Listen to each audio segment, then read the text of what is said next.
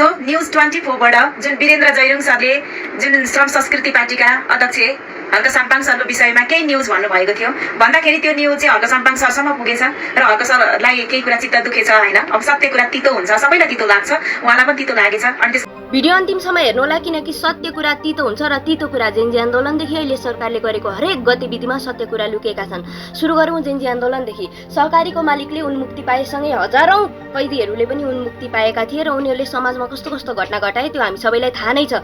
Gen Z आन्दोलनकै कुरा गर्ने हो भने नातावाद कृपावाद भयो भनेर हामीले आवाज उठाएको, तर आज जेन्जीको भनौदो सरकारले प्रधानमन्त्रीको प्रमुख सल्लाहकार कुमार बेनको दाजुबहिनीलाई के को आधारमा नियुक्ति गरेको, कुमार बेनको दाजुबहिनीलाई नियुक्ति गर्नु आफैमा गलत कुरा होइन, तर उनीहरूलाई के को आधारमा नियुक्ति गरेको, सर्ट लिस्टमा को क्यान्डिडेट थिए, अरूलाई किन फ्यालियो र उनीहरूलाई नै किन नियुक्ति गरियो त्यो सार्वजनिक गरिएको छैन। अनि साँच्चै त्यो कुन चाहिँ मन्त्रीको सानो बुवालाई पनि नियुक्ति गरिएको छ अरे। अब यसमा नातावाद कृपावाद पर्छ कि पर्दैन त्यो मलाई थाहा भएन, तपाईँहरूले मलाई भनिदिनु होला। अर्को मूल उद्देश्य जेन्जी आन्दोलनको के थियो भने भ्रष्टाचारी थियो, किनकि भ्रष्टाचार गर्ने नेताहरूलाई हामीले कुन हालतमा पुर्याएर अहिले नेपालबाट बाहिर उहाँहरू हुनुहुन्छ त्यो हालतसम्म हामीले पुर्याउँदै गर्दाखेरि आज हाम्रो अर्थमन्त्रीज्यूले के चाहिँ पुष्टि गरिदिनु भयो भने भ्रष्टाचार अरूले गर्दा तितो आफूले गर्दा मिठो रहेछ भन्ने कुरा चाहिँ पुष्टि गरिदिनु भयो। किनभने रोस्टममा उभिएर उहाँलाई BUID को काण्डमा यत्रो धब्बा लागिसकेपछि, दोष लागिसकेपछि उहाँले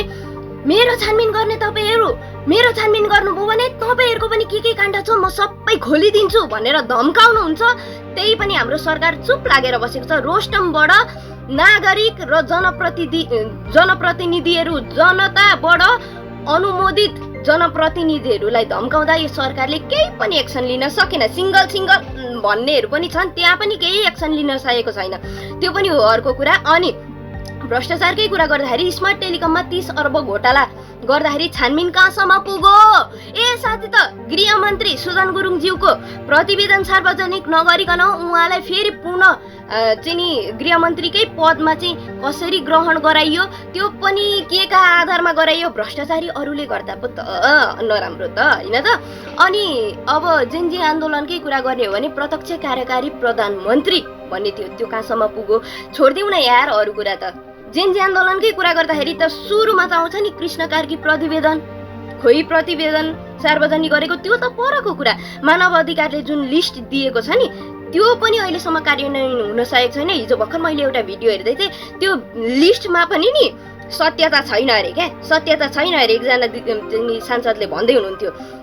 अब सत्य कुरा त धेरै छन्। अब ट्याटा र टुटु भनेर आउनुभएको गृहमन्त्रीले अहिले राष्ट्रिय बाहुन पार्टी मैले किन भने थाहा छ? किनभने चुनावको बेलामा 50 भन्दा बढी समानुपातिक सिट हुँदा पनि सभापतिज्यूले हात जोडेर माफ गरिदिनुहोस् हामीले राई लिम्बू मगर आदिवासी जनजातिलाई समेट्न सकेनौँ, अर्को पालि हामी अवश्य समेट्नेछौँ भन्दै गर्दा लगत्तै महाधिवेशन आयो। तर महाधिवेशनमा पनि बाहुन एउटा क्षेत्री पनि अटाउन सकेनन् क्या।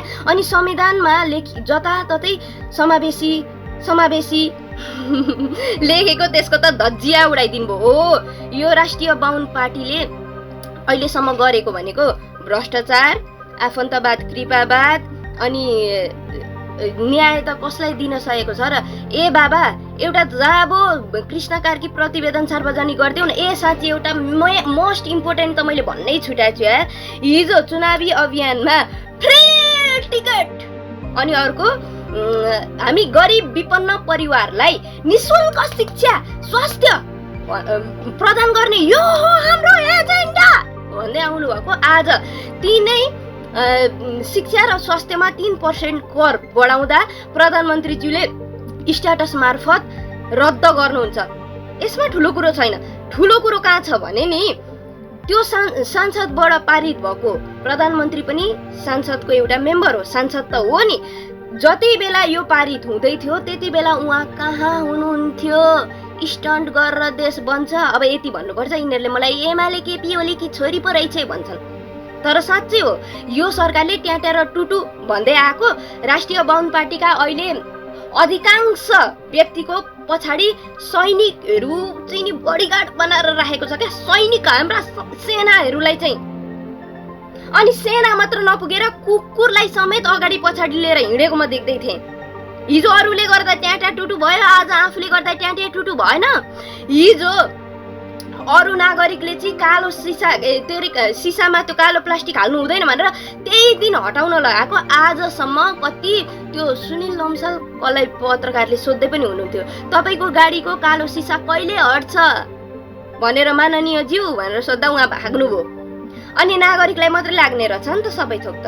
सत्य कुरा त कति छन्, भिडियो लामो भयो, अझै पनि तपाईँहरूले सत्य कुरा बुझ्न सक्नु भएको छैन भने फेरि अर्को भिडियो पनि बनाउँछु सत्य कुरा बोलेर।